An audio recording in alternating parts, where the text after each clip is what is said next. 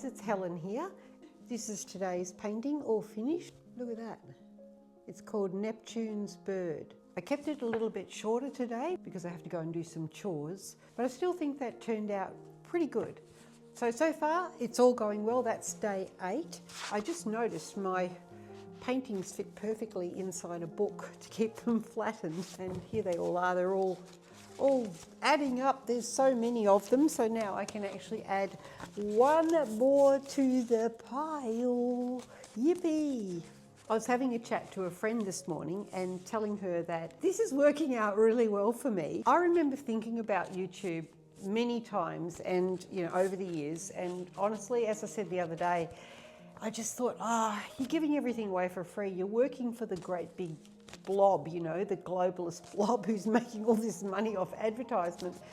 And I just refused to sort of go down that rabbit hole. But now I see it very differently, and I feel like I had an option to go back into the gallery scene and buy and, set up another gallery just recently. And I just thought, I just don't want to do that, because what I want to do is spend more time in the studio working on my great big paintings. One of them's behind me, as you can see. And so I just needed something to lever me out of all the doom scrolling, like I keep telling everyone. And it's actually worked really well because I'm really flat out. Not just the paintings, which don't take that long. It's more so all the editing, and you have to sort of upload here, there and everywhere, on all the platforms, make a little short, blah, blah, blah, and the thumbnails. While that's a bit of a process, I'm getting better at it. I'm sure my virals aren't like viral worthy or anything, because they are actually just, I guess, process videos. But it doesn't matter as long as I've got a good loyal following. And after this series, there's another one coming, which I've actually mostly already filmed, called Paint Like a Kid. And that's almost the complete opposite. It's where I paint really, really wildly. But it's only a 7-day series, so I won't hold you up too long. The funny thing is, though, that I could have just put the video up today without any little talking head, but it just feels like then it really is a process video, and I really enjoy just having a quick chat to you, and I think that that's part of what is meaningful to me, which might, drop me down in the algorithms, but whatever. I had to go into town today to do a couple of things, and I was talking to a lady in there who said, "What have you got on today?" I said, "I'm so busy." We always say that, and it's funny because, as I said to her, it's fine, it's good to be really busy as long as you're busy doing what you love. My mum used to say, one man's stress is another man's joy. And yeah, it's conditional, it depends, as long as you're doing something that you love. And I'm very privileged and blessed to be able to paint and get paid for it. But as I say today in the lesson, being creative and making that your living is actually a state of mind. So listen along and I'll sort of say what I mean about that. But honestly, I've got a lot to say on those topics. But what I thought I should do is separate those discussions from these tutorials, because it might be a little bit confusing. So that's probably what I'm going to do. Please put your comments about that concept down below so that you can isolate it. And if you want to watch me blabbing on, you can. And if you don't, you can just do the hardcore tuition. Okay, well, I better go and paint this painting, which is already in my hands, and I'll see you otherwise tomorrow. Today, I am truly going to make a shorter video. I've taken the underpainting, which I made on the same day as I made this one, which I think was day 4, and we just practiced going with washes. And this one was actually my messy copy, which I was doing as just a trial to see what it would be like initially before I did the good one, and this was the good one. So now we're going to use the good one to make a painting. Rather than get really complicated, I wanted to show you how powerful a single image can be, and use your imagination on this. So far I've been using, I guess you could say, haptic or like almost cartoony type figures in the paintings, but they're based in reality, if you like. But in this idea, you could do whatever you wanted, some idea of fantasy, a butterfly with a man's head, or a flower with a face, for example.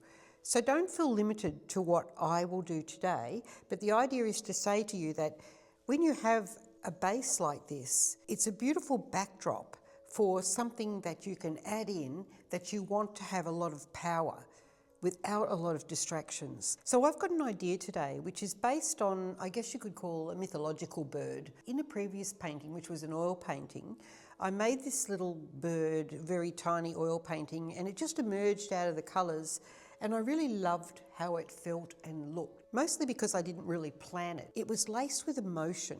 So today I'm going to focus on something that is modelled on a bird, but it's really more about, I guess you could call it stylised. But what I'm looking for is the impact of the image and the isolation of it. Let's get started with my idea. Feels a little bit nerve-wracking with this lovely clean starting point.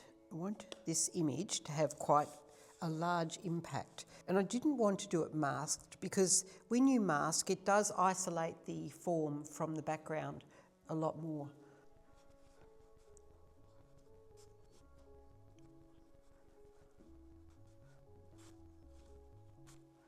You can see it's a bird. I have to be ever so careful because I want it to really stand out against the very beautiful graded background. So I am going very carefully.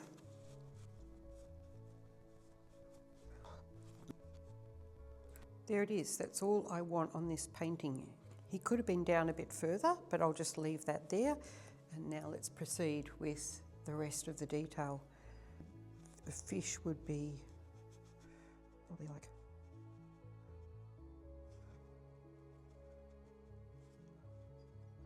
that'll do for now.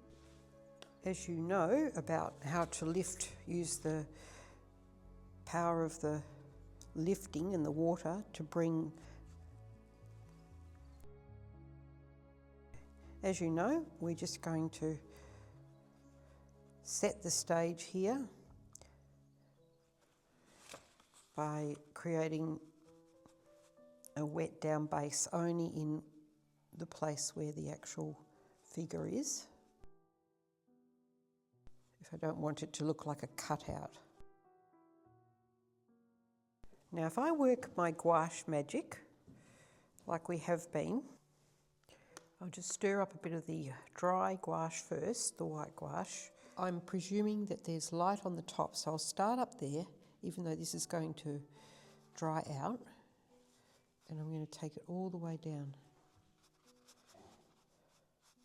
And just fill his whole body in while it's still wet. We've got a lot more working to go yet. It's very like the treatment of the clouds that I've shown you.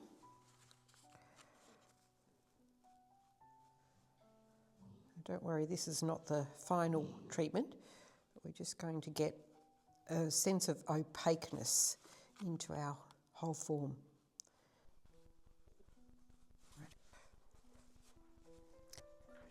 I'm going to dry this now and then I'm going to keep going. And as we can see, it's dropped back a bit because of course it has, because there's water in the white and la la la, and when that evaporates, you're left with what's left over. Going back into the gouache, but into the fresher, more juicy section. So now what we're doing is we're going to build the drama. I'm just not putting the pure paint across, just giving a little texture. And I'm presuming that this wing, as unbelievable as it might look to you at this stage, is in the foreground, and therefore we'll be able to see underneath the wing. Whenever I'm creating little creatures like this, I always feel quite privileged that I can actually bring little beings into life. Don't you think that is just a remarkable thing that humans can do? It never ceases to amaze me.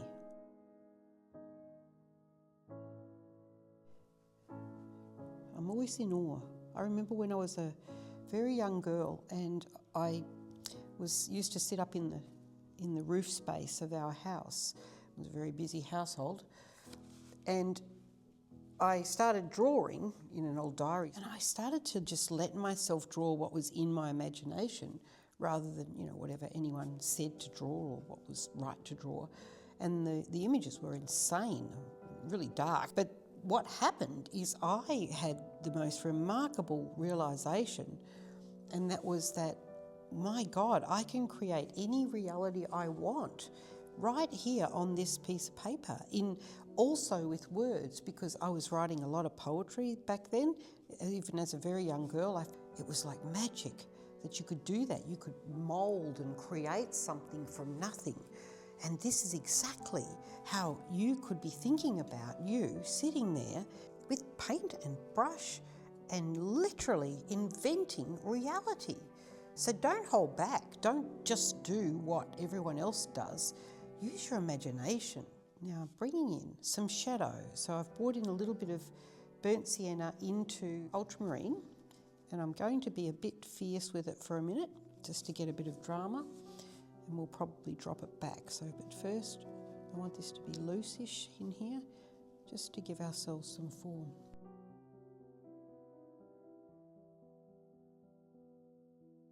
So that's what I think about painting and creating and writing creative words.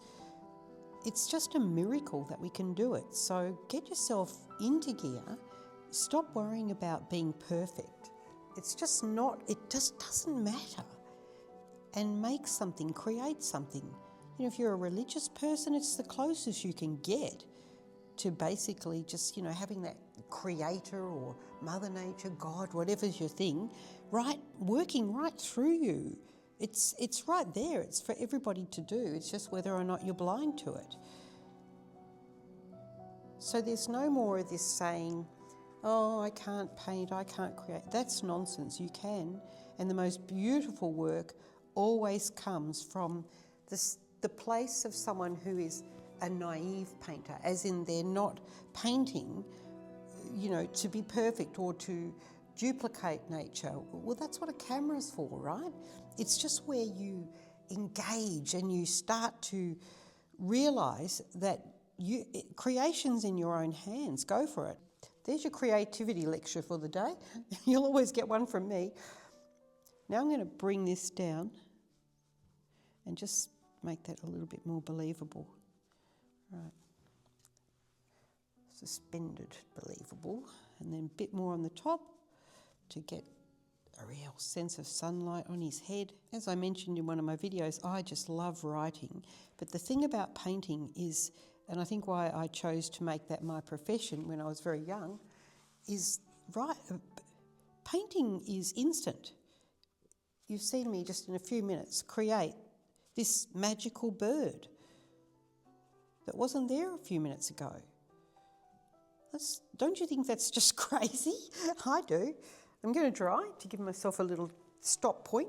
If I keep getting carried away here and putting too much detail in here, I'm going to lose the mysterious feeling of this bird. So I'm not going to do that. I'm going to make it feel a bit more realish, real, non-realish. Okay. The most terrifying things in horror movies or even in our bad dreams are because things look believable and yet they're not real. So that's why you can have so much emotional impact with this kind of method of painting. Now it's just a little bit too dark, so I'm going to smooth this, just bring a bit of light in under there and make a transition a little more gentle here.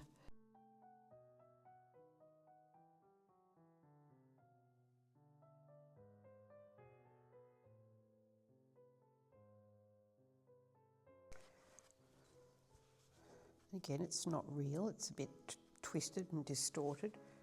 So let's put this fish in. This fish makes the story. It's the narrative part of this painting, if you like. There is a bird and he's flying, a magical, mystical bird. But the story is that he has caught a fish, his dinner, from out of the ocean. he's carrying it away. That's your narrative.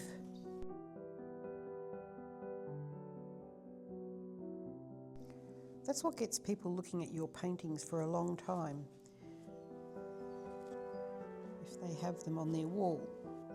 Stories change in people's own lives, so therefore when they find a painting that moves with them, grows with them, it's remarkable.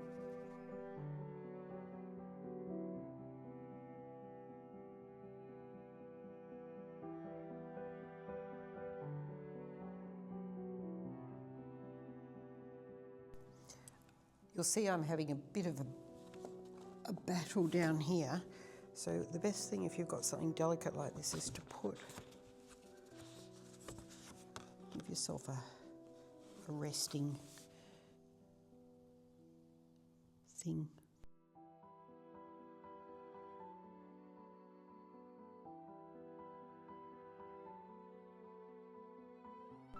This could be a puffer fish, that's how fat he is.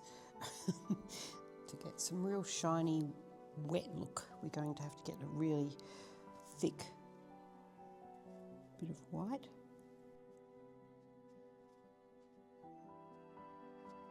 Back to the old micro painting again. Oh my goodness, it's so tiny. As I keep saying, the problems usually happen when you've got too much paint on your brush. To sort of push that eye back in a bit. There we go. So it's quite dramatic. Perhaps we'll give the fish a tiny little dot in the eye, picking up light. Okay, there we go. All right, now I want to do this birdie's beak. So let's go to that. You see I made some little marks. I'll use that to lean on, and I would like to use a bright colour, and this is a mystical bird, so we can use what we like. And I'm thinking about impact from what I'm doing. So in the picture, what would make an impact? And I would say a beautiful orange. So we'll start with a red base, and that will be our, I guess you could call, underpainting. Remember, it's going to be slightly muddy because it's going back into the blue underneath, but because it's a staining type blue, look, see I did it again. It's very easy to do this. You almost need like a complete cover over everything while you're going, like that. It's like a medical operation. Nurse, pass me the thing. What do you call these? Wraps, sheets, covers. Don't leave a bandage inside the body. All right, so we're going to get a bit more red, a bit thicker red, and we'll juice it up. And don't forget that, you know, by making things really candy colour and like high chroma, that it isn't necessarily how nature is. It's often that it's only the highlights that are really high. So you can have a duller red, something like that, and then boom it up with just like a little bit of highlight, and it will still look really bright, but it won't look silly. Now, because I want to make this, that is quite nice, isn't it? But I want to make it a bit orangey, so I'm just bringing in a bit of a yellowy gold colour, and I'll try and leave some of the red working underneath, which gives it depth.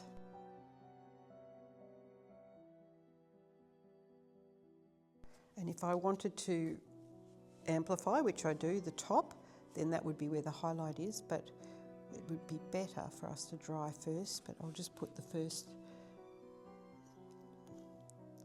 Obviously we can't because we've got too much gouache and it's too wet, so let's dry it and go back in with some nice heavy duty gold or yellow. Look at that, that's better. But remember what I said about this, you have to be deft or it will just all mix up. So I have to be pretty quick and be happy to leave some of it just sitting on the surface. Look, see, already I'm stirring it up. We'll utilise it to make it ease back in, and I'll have to come back with another layer. Well, I don't have to, but if I want him to have a mouth, the same will happen there.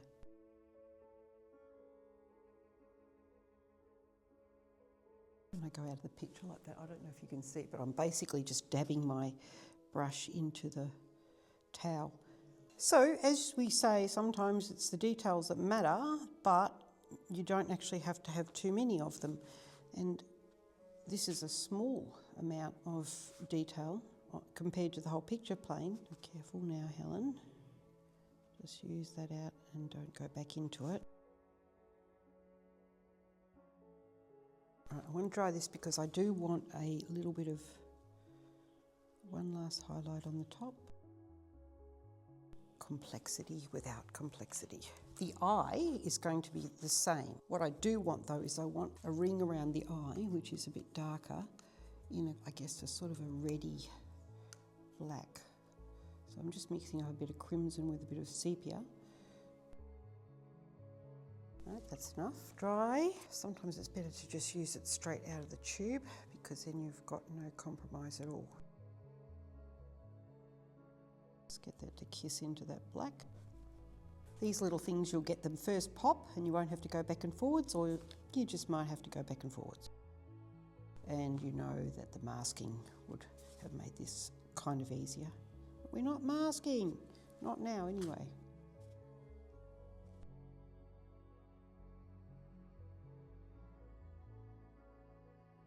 Just a serious highlight just across there, a bit of a line down here, even though we don't necessarily need it. Just very, very gentle line. Felt like it took an inordinate amount of time, but we get there in the end. And such a tiny detail. I think that's why these paintings are taking me so long, because I've now sort of flipped my lid and I've gone into this minutiae detail. Be enough. It's a little dot in the eye. That will be just sufficient. And now how about we fix his feet up, because he doesn't have any feet hanging on to the fish. Feet perimeters. Just imagine he's got his claws over that. Just making this up as I go, so I'm not using any anatomy, so I imagine he's got another one going around the back.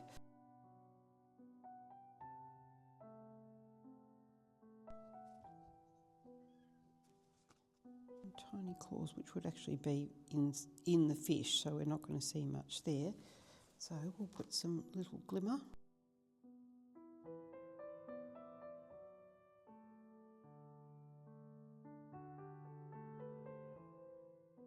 This guy is nearly finished, but no, he's not. I just realised something. This needs to be a little bit toned down. So I am going to just go back in with some ultramarine blue and a bit of sepia, something to just make a nice bluey grey. I'd like to get a bit more depth in here. Just a sense of his head turning with a slight bit of shadow, not too much. Even just that little bit of a ridge there gives it a bit of a magical feeling. Right, there we go, that feels better. When you look at your picture, sometimes you can see that it doesn't look right. So just there, you can see it looks like it's not really going in. It's not really going in underneath. So you just can amplify that with a bit more, as if there would be a lot more shadow just at that point. I hope listening to George snoring in the background isn't bothering you too much. I've got my little mic lav on, but it's still pretty loud. I'll just turn around and I'll show you where they are. Look at them. There they are. Look at those two dogs. Look, George, Ruby. He's having a dream. Look at his tail. They love it when I come in here. They get so comfy. All right, back to work. There. And then if we want to just sort of see how it's just made more shadow there, it makes it just feel a bit more believable. Same. So for example, under here, it would be quite dark as an idea. Yeah, just put yourself, don't be abstract about it. you know, it's not in your head, it's actually in your feelings and your observations. So just imagine the bird and which way its body is facing and things like that. And that's good enough. You're not trying to be a naturalist painter where you're like, you know, recording species or something, because in fact we're making species up. That's what we do. Now this isn't right because that would be a bit more in the sun, and also his make-believe leg. Let's give it a bit of a feeling that it's coming there. Look, that looks great, doesn't it? It's just, if I do say so myself, I feel like that makes sense, that makes good sense. And perhaps even though his tail is like this, he'd be catching a little bit of light.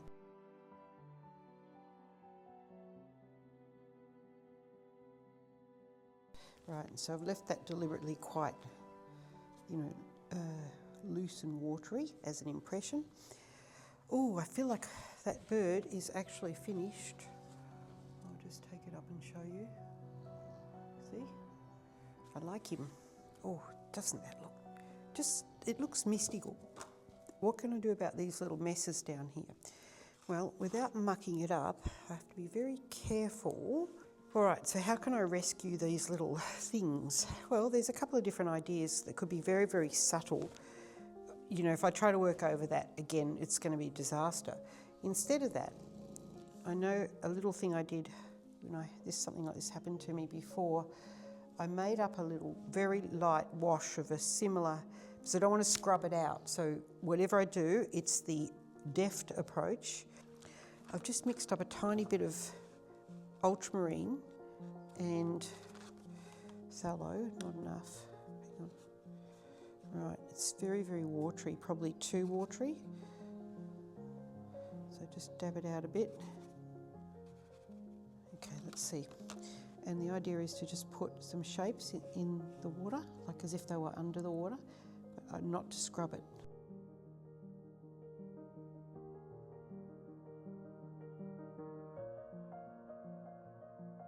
Just trying things out is the way. I would rather have nothing there, because the whole idea is that it's just a very minimal image.